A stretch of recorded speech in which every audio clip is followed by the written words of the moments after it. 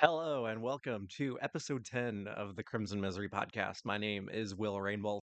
If you are listening on Apple or Spotify, consider rating the show 5 stars. And if you are listening on YouTube, then like, subscribe, comment down below. You can also email the pod at crimsonmiserypod at gmail.com. It is December, excuse me, I'm apparently getting some sort of bug, I suppose.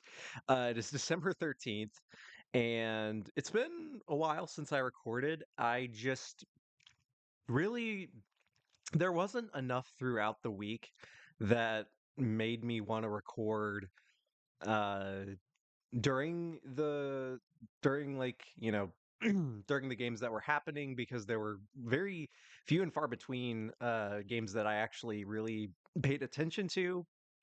And also I just didn't, I don't know, just something I didn't really feel like recording.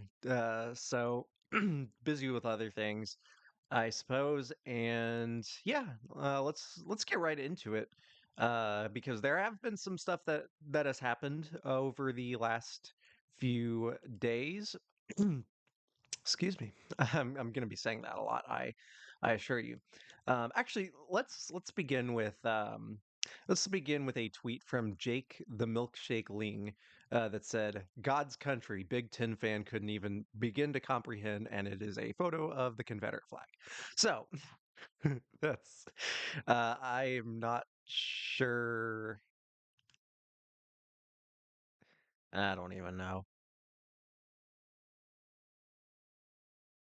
Yeah.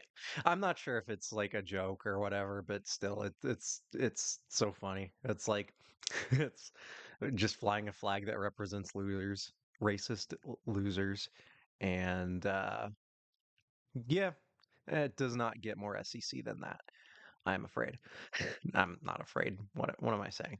Um but anyway, a lot of women's hoops action going on. So wanted to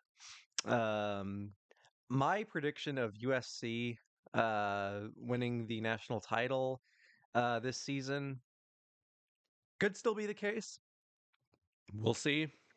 But Notre Dame picked up a very, very big victory again. They already beat Texas in the ACC SEC Challenge, and then they beat UConn yesterday.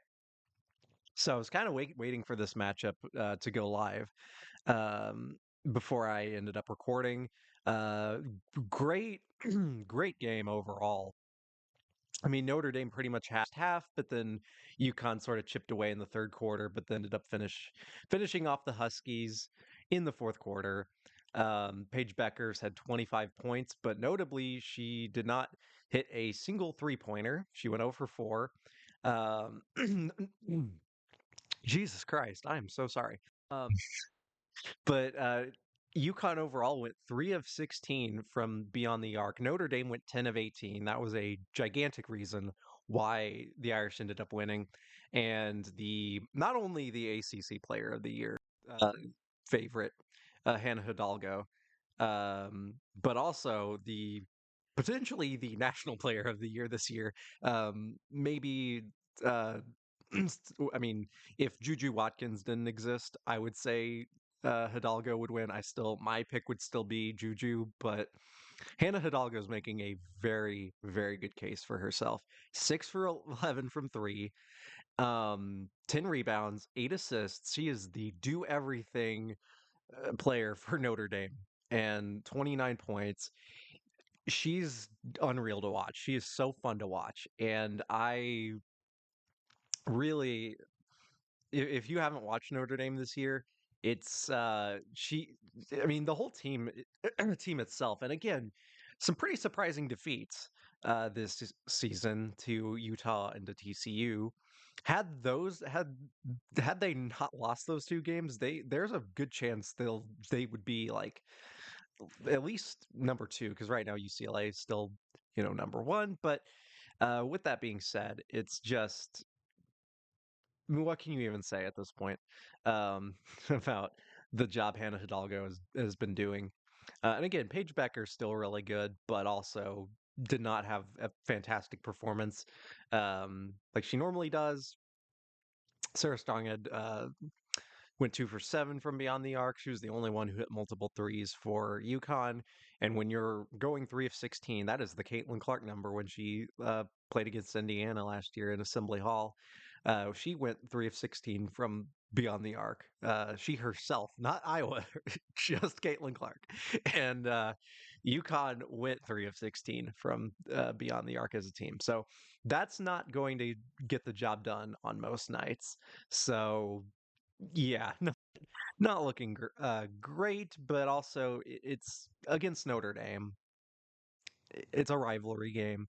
Um, they'll be fine. It's their first loss on the year, so I yeah but that was a really good game to watch. And let's see here, not too much else ended up going down on that day, but a couple of ranked matchups.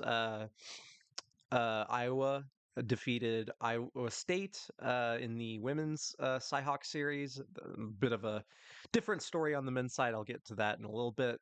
But yeah, Iowa State, who is 8-3 on the year, and again they have some great like Audie Crooks and Addie Brown and Emily Ryan, but Iowa, even though they're without Caitlin Clark, no more Kate Martin, no more Gabby Marshall, they still have some really good dudes on their team, especially Lucy Holson, transferred from Villanova. She didn't have a great game, but also she had some support around her, like Hannah Stolke and Sydney Falter. You get more experience with those players, Kylie Fearback, Addison O'Grady, and that's good. That's still a really good Iowa team, even without those superstars on their roster. And with it being at home, not really surprising that they pulled off the upset. So, and I mean, Audie Crooks, what else can you really say about her? 31 is a really good total. And she's going to have to get better at free throw shooting. She went 3 for 10 from the free throw line, which was a big reason why Iowa State lost. On the day, Iowa State was 6 of 16. And Iowa was not great either at 15 of 25. So it's yeah, free throw shooting was not really on display there. So it was it was not a fun watch on from that standpoint, but overall, still a really good performance by the Hawkeyes. North Carolina continues their great defensive year, defeating UNC Greensboro. Texas destroys Southern. NC State barely beat Davidson, now 3-7 on the year, and yeah, that was quite the near surprise upset in women's college basketball. NC State ranked 22nd, so that was a bit of a surprising result, even though NC State did end up winning. Let's see what ish we got here. Kentucky defeated Queen's University. That's not a surprise, obviously.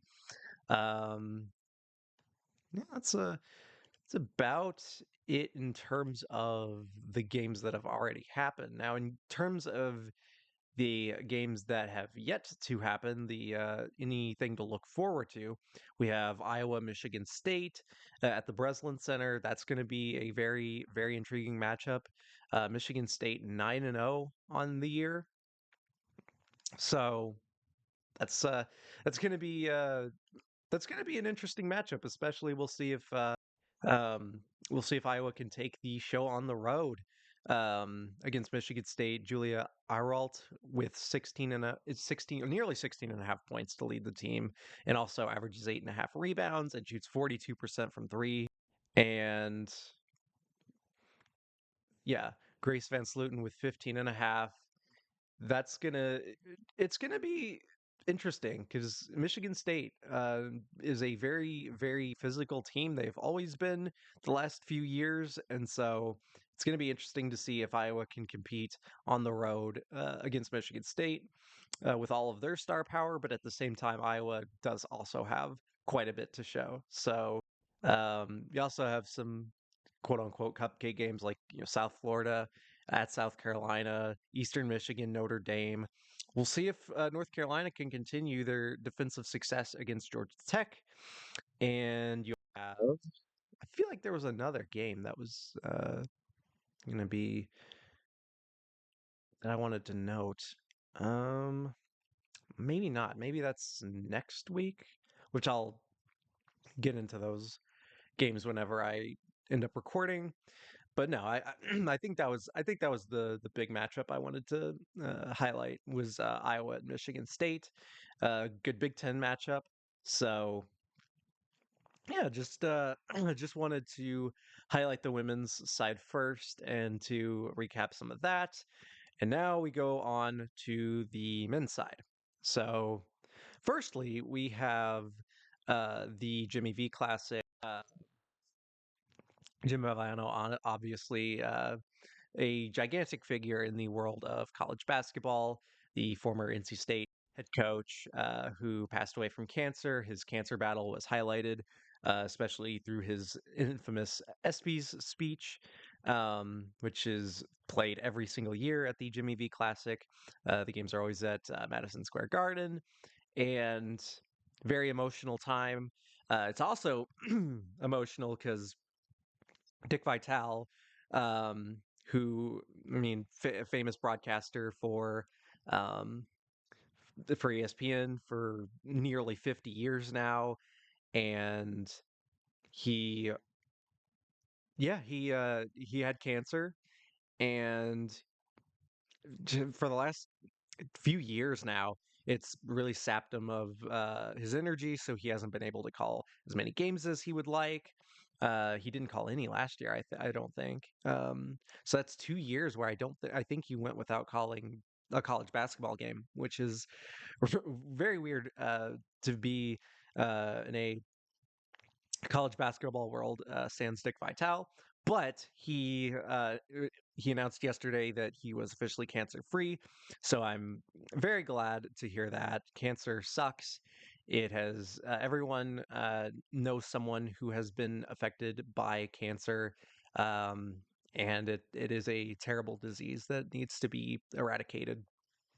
So that's always a great event to highlight that money to defeat cancer.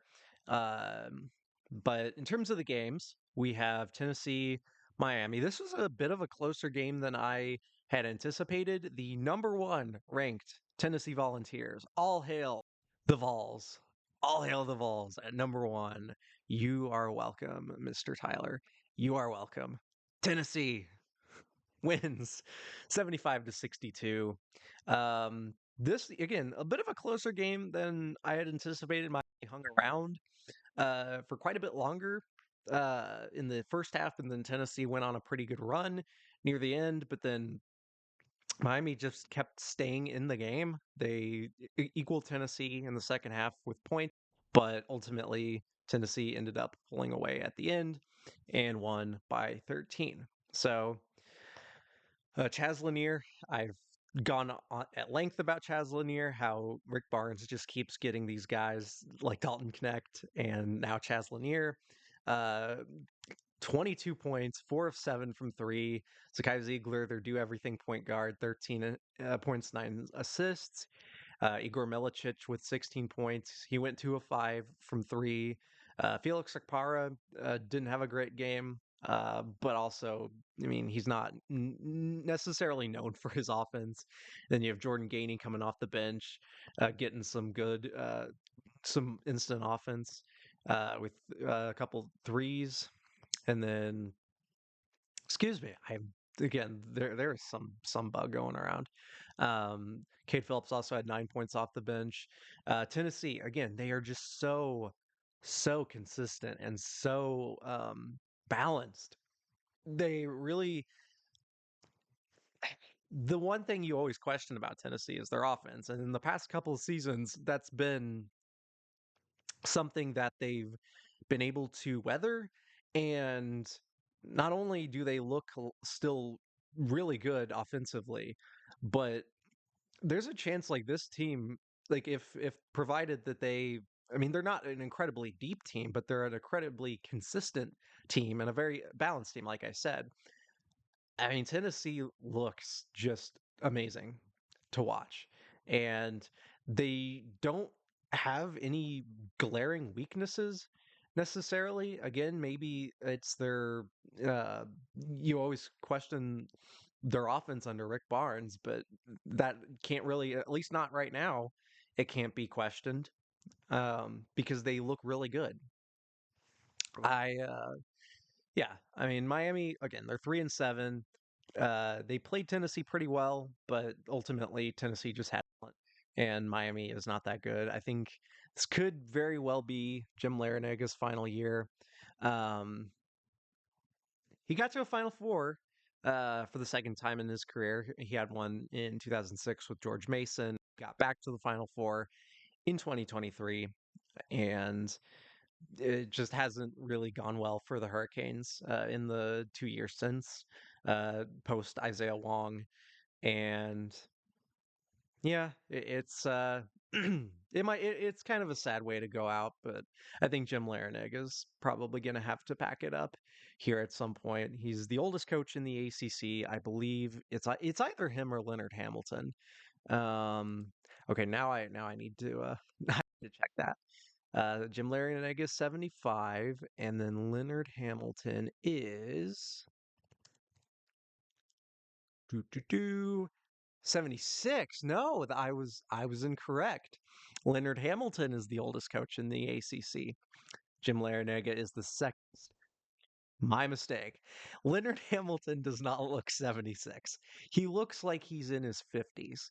That man has a that man has like a fantastic skincare routine, or he just looks ageless. Like he literally does not he does not look 70. This man is found the fountain of youth.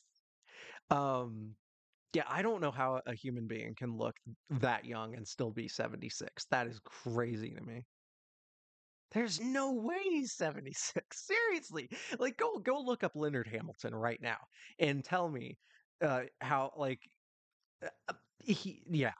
No, no way. I don't believe it. This is my conspiracy theory. I'm not a conspiracy theorist, but Leonard Hamilton is actually in his late 40s or early 50s. There's no way this man is approaching 80 years old.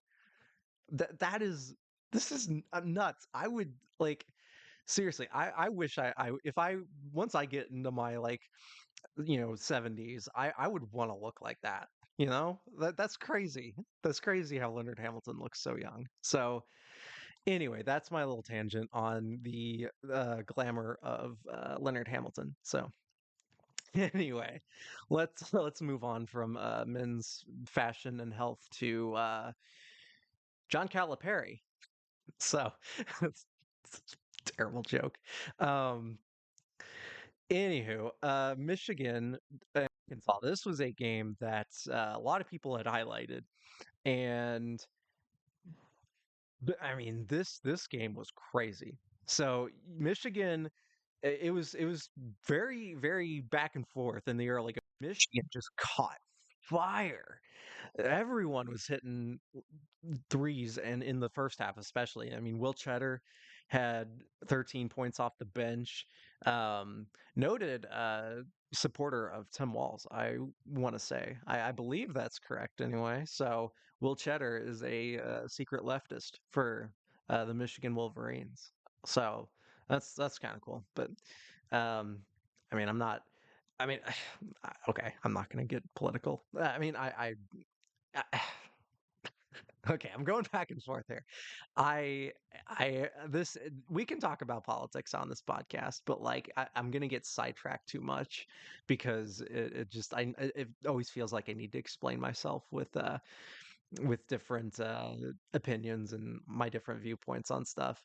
Like you know, uh, it's I mean Tim Walz is like the best option they could have had, and they still lost. The Democrats did, which kind of shows how incompetent they are.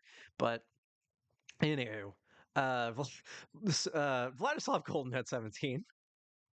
um, Danny Wolf continuing to have a pretty stellar year under Dusty May with 14 points, 9 rebounds, 9 assists.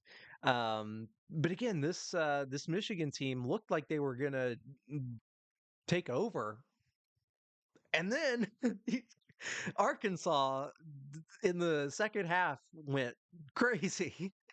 Um, Oh my God. Boogie Flan with 20, Adu Thero with 13, Jonas Adu with 11, DJ Wagner with 16, Janelle Davis, former Florida Atlantic star under Dusty Mesa. It was a bit strange to see him playing against a guy like Vladislav Golden, who is now with Michigan, and obviously Dusty May, the head coach. And off the bench, Trayvon Brazil had 15 points off the bench, which was really clutch for Arkansas. They ended up taking the lead and won in I almost wanted to say won in overtime, but no, they won in regulation 89-87. And yeah, I mean, Janelle Davis had the he deflected that pass to stunt Michigan's final possession. And yeah, and Arkansas really they are a paint and 3-pointer team. According to ESPN, they had 69 points, nice, combined in the paint and behind the 3-point line, which it's a formula to win. I mean, under John Calipari, that kind of makes sense. Um, so Anywho, yeah, Arkansas won a thriller in the Garden. Arkansas, again, not entirely sure how great they truly yet, but yeah, we'll see.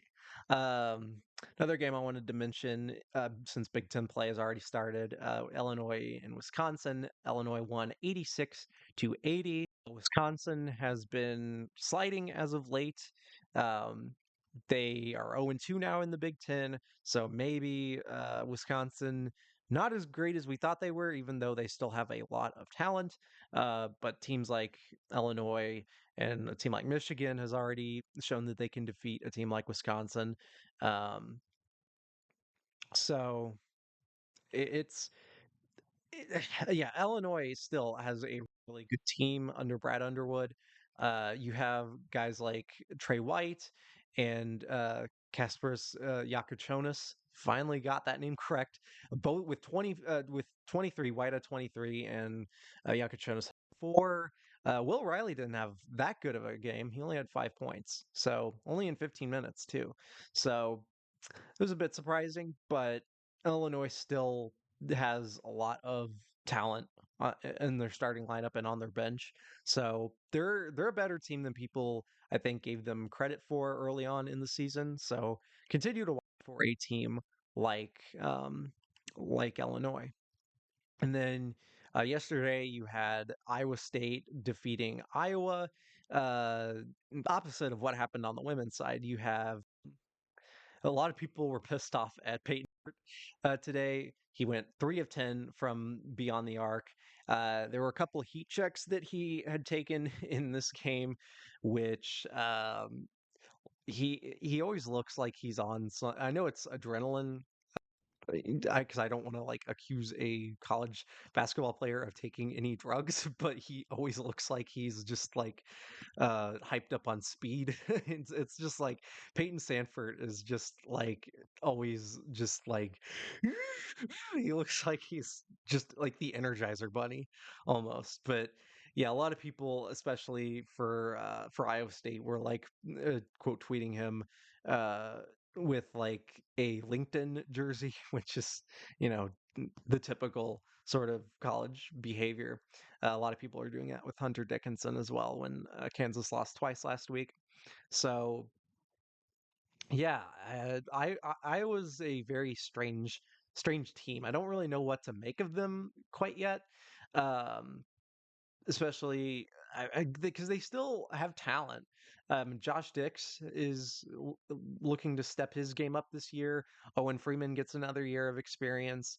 And again, Sanford's kind of like the big focal point of their offense. I mean, every starter for Iowa was in double figures. Um, and they had six players in double figures overall. But then Iowa State had 23 points off the bench from Curtis Jones. Taman Lipsey had 11. Deshaun Jackson had 12. Joshua Jefferson had 19.